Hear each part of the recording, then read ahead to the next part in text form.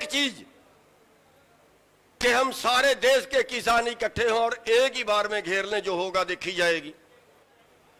किसान दुखी है, मजदूर दुखी है। केवल किसान के लिए यह कानून नहीं है, केवल किसान को नुकसान नहीं होगा। सस्ता खरीदेंगे, ब्लैक करेंगे, महंगा बेचेंगे, और जो महंगा बेचेंगे वो सभी खाएंगे। मजदूर हो, शहर वाले हो, दुकान वाले हो, जो भी हो, वो सब महंगा लेके खाएंगे। जैसे 25 रुपए किलो में सेब खरीदा और 250 रुपए किलो में बेचा, ये होगा आपके साथ।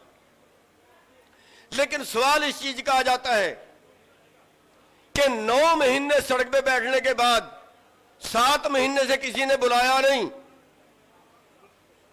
आगे हम क्या उम्मीद करते हैं कि कोई 8वें महीने में बुलाएगा?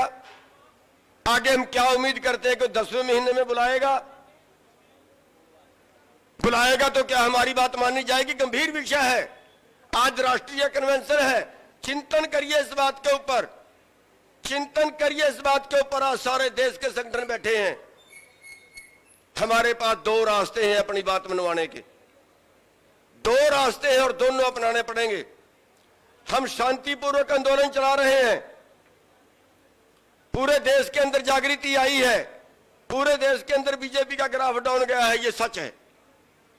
हम बीजेपी को हरा देंगे, ये भी सच है। दूसरी सरकार आ जाएगी, क्या वो हमारी बात मानेगी?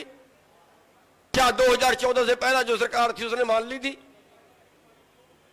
हमारे पास 2 रास्ते हैं, कभी अपना लेना, उनके बिना माननी नहीं जाएगी। चाहे 2 साल बैठ लें, जो फैसला सब मिलकर करेंगे वही हम मंजूर कर रहे हैं, वही करेंगे, आगे भी करेंगे। मोर्चे के साथ में रहेंगे, लेकिन विचारधारा अपनी अपनी है, विचार जरूर रखना चाहिए। विचार रखेंगे तभी कोई मंथन होगा, तभी उसमें से कुछ निकलेगा। देखिए, हम देश के इतने लोग हैं, इतने किसान हैं, अगर हम चाहें कि 10 लाख आदमी दिल्ली में आना चाहिए, तो हमारे कैसे 10 लाख आदमी दिल्ली में आ जाएगा। आज 10 लाख लोगों को बुलाए तो 10 लाख दिल्ली में आ जाएगा।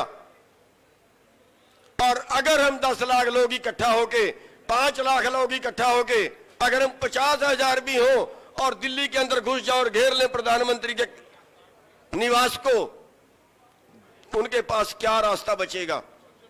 देश का कोई कानून नहीं कहता जनता को गोली मार दी जाए, देश का कोई कानून नहीं कहता जनता की हत्या कर दी जाए।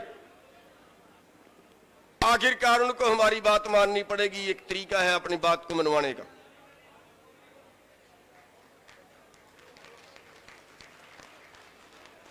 मेरे को लगता है कि हम 2024 तक भी बैठे रहें तो जरूर बीजेपी का सत्यानाश हो जाएगा, इस बात में कोई शक नहीं है।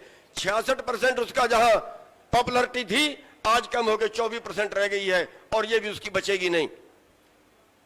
जहां जहां चुनाव होगा जरूर हराएंगे बीजेपी को,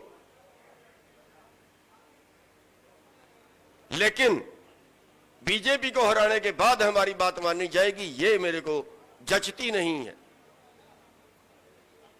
एक चीज कि हम सारे देश के किसान इकट्ठे हों और एक ही बार में घेर लें, जो होगा देखी जाएगी।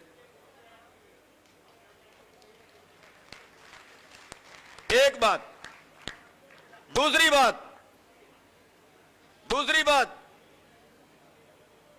हम मिशन उत्तर प्रदेश चला रहे हैं, मिशन उत्तराखंड चला रहे हैं। उत्तर प्रदेश का आंकड़ा बता रहा है कि 8.5 करोड़ वोट किसानों की है, जिनके नाम दर्ज है। प्रधानमंत्री जो 2000 रुपए देते हैं उसमें उनकी वोट गिने तो 8.5 करोड़ वोट है, और 3.5 करोड़ वोट पे उत्तर प्रदेश की सरकार आज के टाइम में बनी हुई है। जो सरकार बनी है उसकी 3.5 करोड़ वोट डली है। 3.5 करोड़ वोट पे सरकार बनी है। अगर ये किसान अपने बीच से नुमाइंदा खड़ा करके और अपने नुमाइंदों को बना ले तो 2 बार सरकार बनाने की कैपेसिटी रखते हैं ये लोग। पंजाब के अंदर 80 से 90 लाख वोट किसानों की है, और 59 लाख वोट के ऊपर सरकार बनी है। जो मौजूदा सरकार है उसको 59 लाख वोट पड़ी थी, 59 लाख वोट पे सरकार बनी हुई है। अगर ये किसान अपनी वोट अपने पास डाल लें, हम ना जाएं किसी भी राजनीतिक पार्टी के पास, ना घुसने दें किसी भी आदमी को। हमारे दोषी कौन है? हमारे दोषी हैं हमारे नीतिकार, जिन्होंने कानून बनाए, जिन्होंने देश की नीतियां बनाई। उन नीतियों की वजह से जहां खेती की आमदन 1950 में 100 रुपए में 60 रुपए थी, देश की जीडीपी में 60% हिस्सा था खेती का, आज वो कम होकर 10% रह गया है और आगे वो 6% बचेगा। हमारे दोषी हैं हमारे नीतिकार। जब तक कलम आपके हाथ में नहीं होगी, नीतियां बनाने वाले आपके बीच से नहीं जाएंगे, तब तक समस्या का हल हो ही नहीं सकता। अगर 80 लाख वोट के 80 से 90 लाख वोट के हम मालिक हों और 69 लाख वोट के से सरकार बनती हो, तो हम अपनी सरकार क्यों नहीं बना सकते? बस ये दो तरीके हैं हमारे पास। एक तो इनसे राज छीन लो, राज वोट से बनता है, वोट आपकी है, किसी की फैक्ट्री नहीं है, किसी राजनीतिक पार्टी की फैक्ट्री नहीं है, किसी कंपनी की फैक्ट्री नहीं है। वोट किसानों की है, वोट देश के मजदूरों की है। एक बात। दूसरा, हमें आज एक निर्णय लेना चाहिए कि हम पूरे देश के किसान इकट्ठे होके एक ही दिन कोई ऐसा प्रोग्राम बना लें जिससे सांप भी मर जाए और लाठी भी ना टूटे। हम कोई हमला ना करें, हम कोई वो ना करें, खाली हाथ जाएं, बिल्कुल चाहे कपड़े निकाल के जाएं, लेकिन हम दिल्ली को घेरने का प्रोग्राम बना लें। बस इतने से विचार देने थे, और कोई गलती होगी तो क्षमा भी चाहूंगा उसके लिए।